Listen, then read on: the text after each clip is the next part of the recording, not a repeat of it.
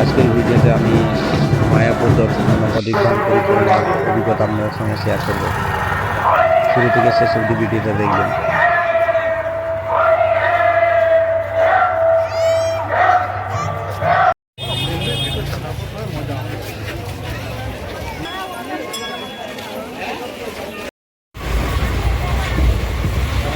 আজকে আমি মায়াপুর যাচ্ছি দোল উপলক্ষে, তো এখন আমি ট্রেনে আছি। আমি ট্রেনে করে প্রথমে নবদ্বীপ ধাম স্টেশনে পৌঁছালাম। নবদ্বীপ ধাম স্টেশনে পৌঁছানোর পর এখান থেকে আমি টোটো ধরে ঘাটে পৌঁছালাম। স্টেশন থেকে টোটোতে এসে ঘাটে পৌঁছানোর পর ঘাট পারাপার করছি। দেখতে পাচ্ছেন এখন আমি বোটে আছি। 5 টাকা টিকিট কেটে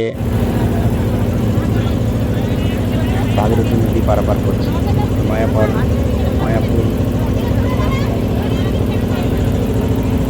ঘাটে উঠবো। এখানেই জলঙ্গি নদী ভাগীরথী নদীতে এসে মিলিত হয়েছে। যে দেখতে পাচ্ছেন এটা হচ্ছে ভাগীরথী নদী, আর তার ডান সাইডে যে ভিডিওটা দেখেন তার ডান সাইডে জলঙ্গি নদী আছে। তার জলটা খুব কালো।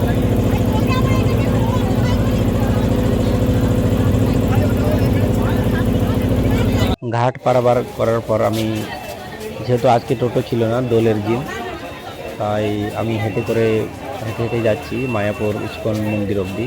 আর এই যে দেখছেন এটা হচ্ছে ট্র্যাডিশনাল ড্রেস, এখানকার ট্র্যাডিশনাল ড্রেস। হচ্ছে প্রথমে যে মন্দিরটা চোখে পড়লো সেটা হচ্ছে ষড়ভুজ শ্রী মহাপ্রভু দর্শন। তারপর এখানে অনেক কিছু কতগুলো মন্দির আছে। তার মধ্যে আছে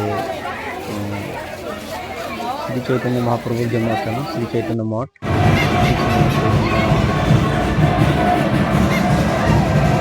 শ্রী রাধেশ্বর মন্দির, শ্রী চৈতন্য গড়িয়া মঠ, মায়াপুর ইস্কন মন্দির।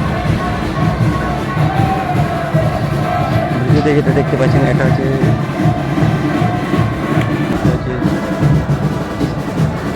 শ্রী চৈতন্য গড়িয়া মঠ।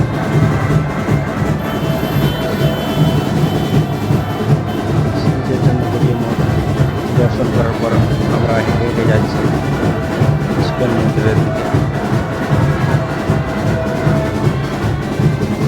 এমনিতে মানুষের খুবই ভিড়, কারণ মানে দোলের দিন তো, যার জন্য মানুষের সমাগম, ভক্তের সমাগম চোখে পড়ার মতো। তারপর এই যে মন্দিরটা দেখছেন এটা হচ্ছে ইস্কন মন্দির, পুরনো মন্দির ইস্কনের। আর এই মন্দিরের ঠিক সামনের দিকে নতুন একটা মন্দির তৈরি হচ্ছে, নির্মীয়মান মন্দির। সেই নির্মীয়মান মন্দিরটা আপনাদের ভিডিওতে আপনারা দেখতে পাচ্ছেন এখন। এটা সেই নির্মীয়মান মন্দির।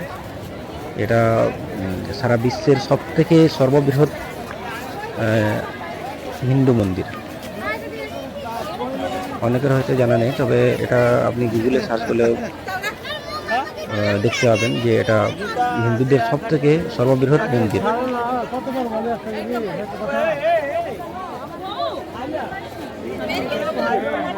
দেখছেন কতগুলো মানুষের ভিড়। এই যে মানুষগুলো দেখতে পাচ্ছেন ভিডিওতে, এরা কেউ 2 দিন 3 দিন দোলযাত্রা, দোল উপলক্ষে, দোল পূর্ণিমা উপলক্ষে এখানে এসে হাজির হয়েছেন। এরকম একটা মহাপ্রসাদ ভোগ।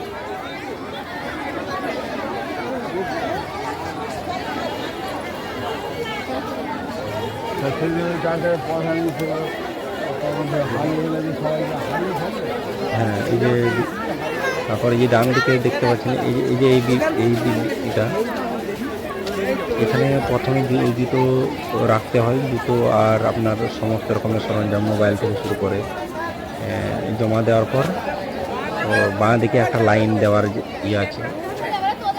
ওখানে লাইন দিয়ে ভিতরে প্রবেশের জন্য আমি লাইন দিলাম। ওখানে সমস্ত মোবাইল আর ব্যাগ ট্যাগপত্র জমা দেওয়ার পর, লাইন দেওয়ার পর আমি ভিতরে বিভিন্ন জিনিসগুলো দর্শন করলাম।